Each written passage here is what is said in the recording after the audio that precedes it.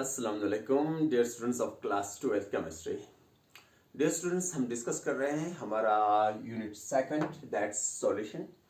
और unit second यानी solution में हमने डिस्कस किया लास्ट क्लास में यूनिट्स ऑफ कंसंट्रेशन। और यूनिट्स ऑफ कंसंट्रेशन में अभी तक हमने डिस्कस किया एक तो mass percentage, volume percentage, parts per million,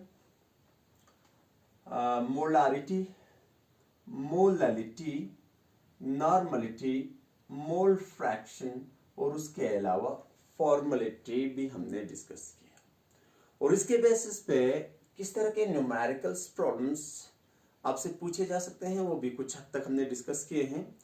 और उसके अलावा कुछ और टाइप के न्यूमेरिकल्स जो आपको एग्जाम पॉइंट ऑफ व्यू से पहले एंट्रेंसेस में अमूमन पूछे जाते हैं और लैब्स में भी आपको जरूरत पड़ते हैं, उस तरह की कुछ प्रॉब्लम्स आज हम डिस्कस करने जा रहे हैं।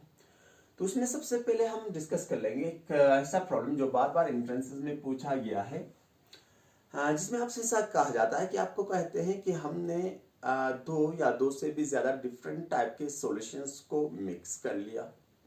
तो बोलेंगे कि जो नई सॉल्यूशन बन गई उसकी कंसंट्रेशन कितनी होगी। जैसे मैं आपको एक एग्जांपल से समझा दूं कि फर्स्ट करो आपसे कहते हैं कि हमने 3 सॉल्यूशंस ले लिए।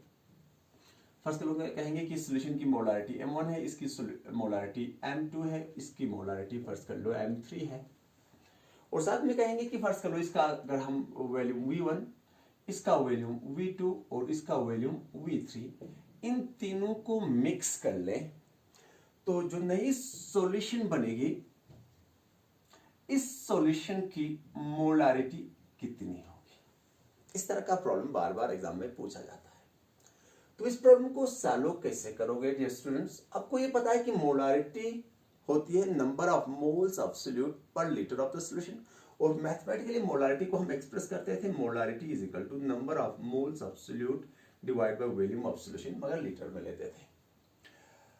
तो इस फॉर्मूले से ये क्लियर हो रहा है कि अगर हम वॉल्यूम को इक्वल टू के यहां लाएंगे तो हम कह सकते हैं कि number of moles are always equal to molarity into volume of the solution, molarity into volume of the solution.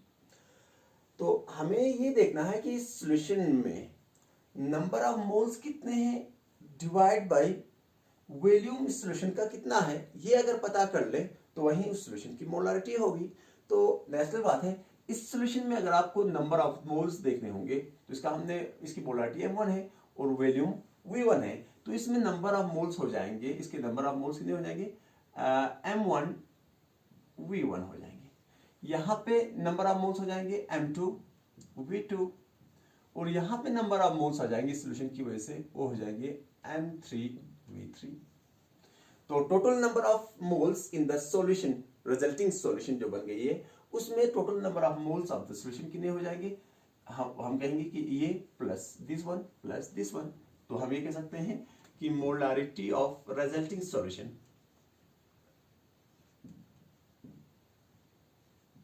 Is equal क्या हो जाएगा, इसकी मोलारिटी इसमें है number of moles M1 V1 plus M2 V2 plus M3 V3। अगर इससे ज्यादा है तो सोन डिवाइड पे क्या करना पड़ेगा टोटल वॉल्यूम, जिस तरह यहाँ पे कर रहे थे टोटल वॉल्यूम। तो टोटल वॉल्यूम क्या होगा, यहाँ पे वॉल्यूम V1 है, यहाँ का ये V2 है, यहाँ का V3 है, तो टोटल वॉल्यूम हो जाएगा V1 plus V2 plus V3। तो इस फॉर्मूले का इस्तेमाल करके आप आसानी के साथ रिजल्टिंग सॉल्यूशन की मोलारिटी कैलकुलेट कर सकते हो। तो ये हो गया एक टाइप का प्रॉब्लम जो आपको एंट्रेंसेस में अमूमन पूछा जाता है। काफी सिंपल प्रॉब्लम है, फॉर्मूला याद रख लेना। और उसके अलावा और एक टाइप का प्रॉब्लम जो आपको एग्जाम्स में तो पूछा ही जाता है एंट्रेंसेस में मेनली, और लेबोरेटरीज में भी आपको बार बार जरूरत पड़ता है, जिसमें आपसे ऐसा पूछा जा सकता है कि हमें एक, आप कहेंगे कि हमारे पास एक सॉल्यूशन है जिसका कुछ डाटा आपको बताया गया होगा। एग्जाम्स की बात कर लें तो जैसे आपको उसकी डेंसिटी दी गई होगी गिवन, इसका मास परसेंटेज आपको दिया होगा, मास परसेंटेज आपको दिया होगा गिवन। तो कहेंगे कि इस सॉल्यूशन को इस्तेमाल करके, इस सॉल्यूशन का इस्तेमाल करके और एक सॉल्यूशन बनाओ, और एक क्या बनाओ, सॉल्यूशन बनाओ, एक खास कंसंट्रेशन की सॉल्यूशन बनाओ जिसमें आपको कहेंगे कि मोलारिटी फर्स्ट कर लो M होनी चाहिए और वॉल्यूम फर्स्ट कर लो V होना चाहिए, या हम कह सकते हैं कि फर्स्ट कर लो आपसे कहेंगे कि इसका वॉल्यूम मोलारिटी होनी चाहिए M2, वॉल्यूम होना चाहिए फर्स्ट कर लो V2। तो उस प्रॉब्लम को कैसे सॉल्व कर लोगे? तो डियर स्टूडेंट्स याद रखना, इस तरह की प्रॉब्लम्स को सॉल्व करने के लिए सबसे पहला जो काम आपको करना पड़ता है, जो आपको इस सॉल्यूशन की मोलारिटी पता करनी है। और इस सॉल्यूशन की मोलारिटी कैसे पता कर लोगे? मोलारिटी के लिए फॉर्मूला हमने पहले ही डिराइव किया है, molarity is equal to weight of the solute in grams into 1000 divide by molar mass into volume of solution in millilitres. Clear है?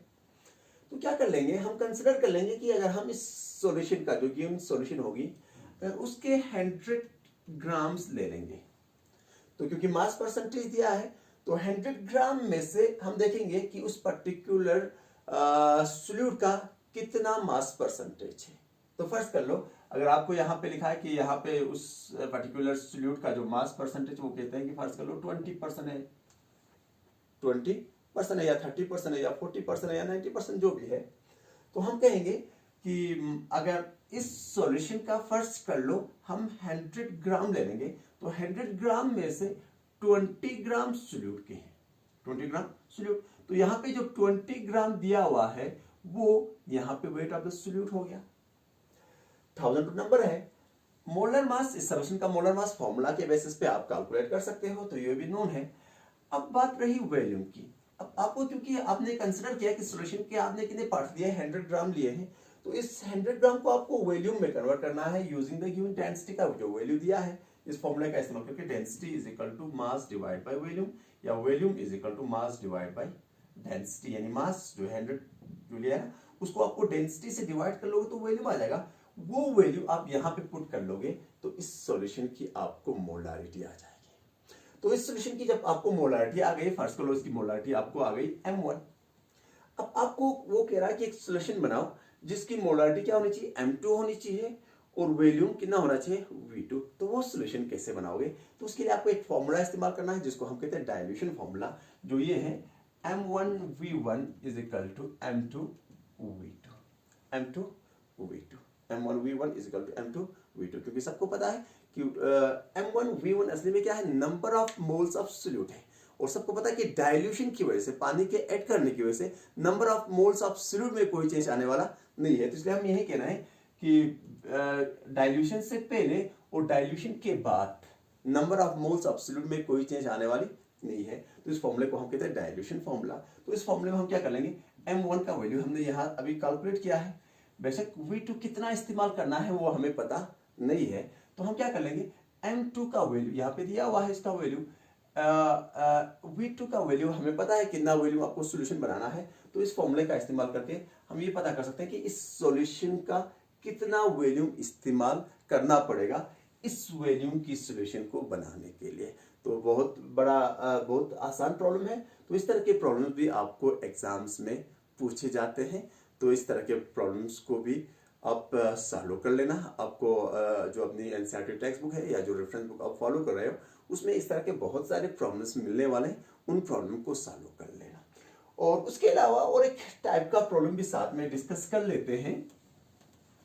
आपको कभी कभी इस तरह के प्रॉब्लम्स भी एग्जाम्स में पूछे जाते हैं जिसमें आपसे ये कह सकते हैं कि फर्स्ट कर लो किसी सॉल्यूशन का एक यूनिट ऑफ कंसंट्रेशन दिया गया होगा और कहेंगे कि दूसरा यूनिट ऑफ कंसंट्रेशन निकालो। फर्स्ट कर लो आपसे कह सकते हैं कि फर्स्ट कर लो मास परसेंटेज दिया गया होगा, आपसे कह सकते हैं मोलारिटी निकालो, या कह सकते हैं मोलारिटी आपको दिया गया होगा और आपको कहेंगे कि फर्स्ट कर लो नॉर्मलिटी निकालो, या नॉर्मलिटी दिया गया होगा बोलेंगे मोल फ्रैक्शन निकालो, सो ऑन। तो इस तरह के न्यूमेरिकल प्रॉब्लम्स को सॉल्व करने के लिए आपको उन यूनिट्स ऑफ कंसंट्रेशन के बीच में रिलेशंस का पता होना जरूरी है। तो दो क्वांटिटीज के बीच में रिलेशन डिराइव करना बहुत आसान काम है। आप कैसे कर सकते हो, फर्स्ट कर लो आपसे अगर कोई कहता है कि मोलारिटी दी गई है, नॉर्मलिटी पता कर लो, तो आपको क्या करना पड़ेगा, मोलारिटी और नॉर्मलिटी के बीच में रिलेशन डिराइव करनी पड़ेगी। अब रिलेशन कैसे डिराइव कर लोगे, मैं आपको सिंपल बता दूं कि मोलारिटी के लिए हमें फार्मूला है कि मोलारिटी इज हम लिखते हैं WB weight of solute in grams into 1000 divided by molar mass of the solute into volume of solution in milliliters लिखते हैं।